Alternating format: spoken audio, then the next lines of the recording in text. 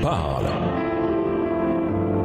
Chaque jour, Charles et Carole vous présentent la leçon de l'école du sabbat.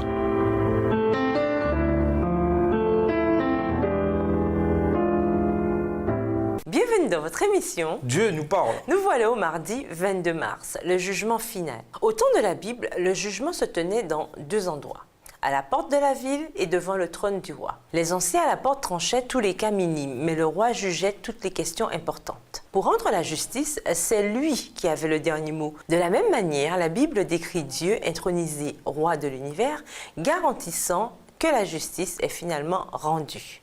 Apocalypse 20, les versets 11 à 15. Lisons Apocalypse 20, les versets 7 à 15. Comment comprendre ces événements historiques? Apocalypse 20, les versets 7 à 15.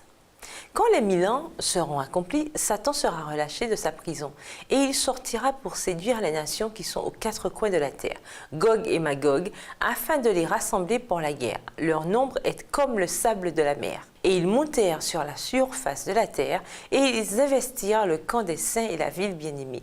Mais un feu descendit du ciel et les dévorera.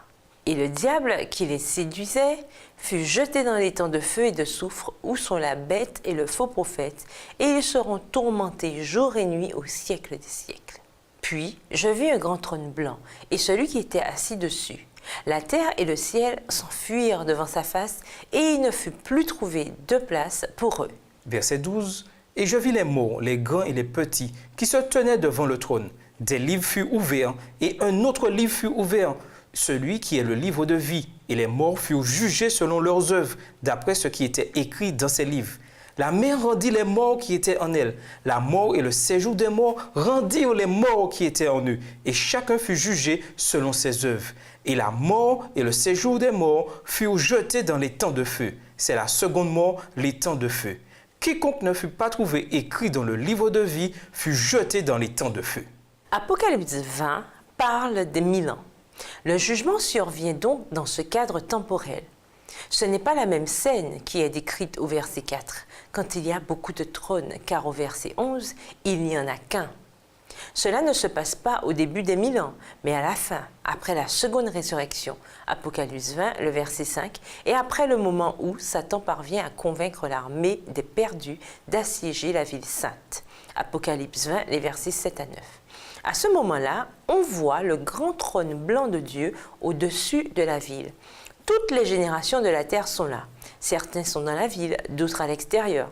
C'est le moment dont Jésus avait parlé quand il a dit qu'il y aura des gens qui demanderont à Dieu pourquoi ils n'ont pas pu entrer dans le royaume de Dieu.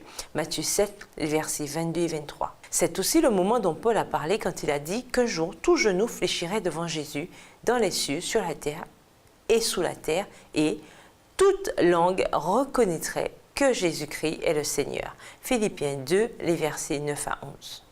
Le but du jugement n'est pas d'apprendre quoi que ce soit à Dieu qu'il ne sache déjà, car il sait tout. Le but est de s'assurer que tous sachent exactement pourquoi Dieu a rendu ce jugement.